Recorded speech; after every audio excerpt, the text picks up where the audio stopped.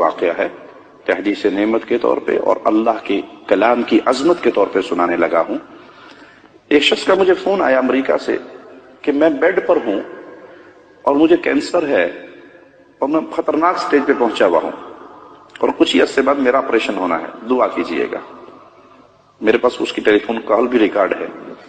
تو میں نے کہا بھائی اللہ تجھے شفا دے، تو بیڈ پہ پڑا ہے، کچھ کر نہیں سکتا، سونے کے علاوہ جب تو اٹھے نماز پڑھنی ہے، کھانا کھانا ہے اور سونا ہے، اور تو تجھے کام کوئی نہیں، مستقل اپنی زبان پہ سورۃ فاتحہ کا ورد شروع کر دے آج سے، مستقل سورۃ فاتحہ پڑھ، جتنا تجھے ٹائم ملے، روز 10 گھنٹے پڑھ سکتا ہے، 15 گھنٹے پڑھ سکتا ہے، 12 گھنٹے پڑھ سکتا ہے، اس کو اپنا وظیفہ بنا، یہ تیرے لیے علاج ہے۔ رسول اللہ نے اس کو شفا کہا صلی اللہ علیہ وسلم۔ چند مہینے کے بعد اس کا مجھے یاد نہیں ہے 2 مہینے گزرے یا 1 مہینہ گزرا، اس کی مجھے دوبارہ کال آئی، کہا شیخ آپ نے مجھے سورۃ فاتحہ کا کہا تھا، واللہ میں نے اس دن سے اپنی 24 گھنٹے کی روٹین سورۃ فاتحہ بنائی، جب میں بیدار ہوتا میری زبان پہ فاتحہ ہوتی، جب میرا آپریشن کا وقت آیا اور اس سے پہلے ٹیسٹ وغیرہ کرنے تھے وہ کیے، میرا مرض بالکل ختم ہو چکا تھا۔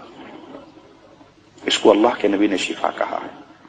آپ 24 گھنٹے کے پیچھے کیوں دوڑتے ہیں؟ آپ کے پاس جواہر ہیں، ہیرے ہیں، فاتحہ کو پڑھیں۔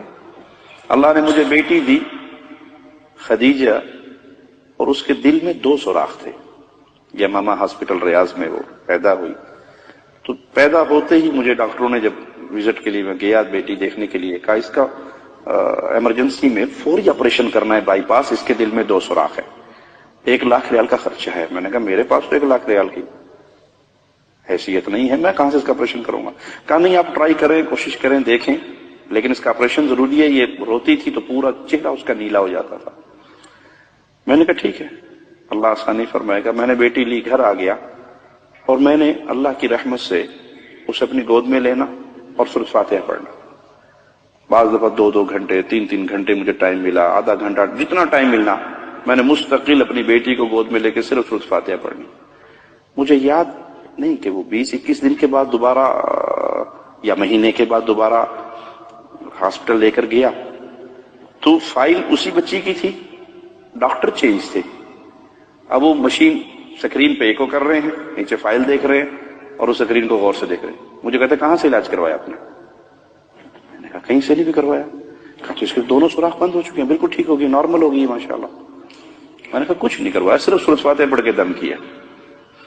ہڈیوں کے پیچھے پڑے ہوئے ہیں، کوئی دھاگوں کے پیچھے پڑا ہوا ہے، کوئی پیر کے تھوک چاٹنے تک کے پیچھے پڑے ہوئے کہ بابا تھوکی چھوڑ دینا، ساڈا کام پار، بابا سوٹا مار دے، کئی بابے سوٹے والے ہیں، سوٹا مار دے، بس سوٹے سے ہمارا کام۔ اس حد تک ہمارا عقیدہ کمزور ہو گیا۔ ابن مسعود نے اپنی بیوی کے گلے میں اس دھاگے کو برداشت نہیں کیا، توڑ کر اعلان کیا ابن مسعود کا گھرانہ شرک سے پاک ہے، دھاگا باندھنے کو شرک قرار دیا۔ تو بھائی اگر کوئی تکلیف ہو، جس گھر میں سورۃ فاتحہ بقرہ پڑھی جائے شیطان بھاگ جاتا ہے، مستقل پڑھے، روزانہ پڑھے، تو جواب کیا ملے گا؟ مولوی صاحب 2.25 پارے پڑھے کون؟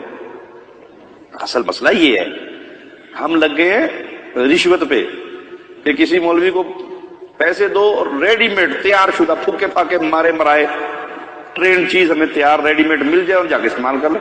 ہم خود کیوں محنت کریں؟ بھائی خود پڑھو، صبح شام کے اذکار پڑھو، سورۃ فاتحہ پڑھو، آیت الکرسی پڑھو، فلق اور ناس پڑھو۔ یہ قرآن حکیم شفا ہے، جہاں سے پڑھو آپ کو اللہ شفا نصیب فرمائے گا۔ ہاں یقین ہو کہ یہ میرے رب کا کلام ہے اور یہ شفا ہے۔ اللہ سے دعا ہے اللہ ہمارے حال پہ رحمت فرمائے۔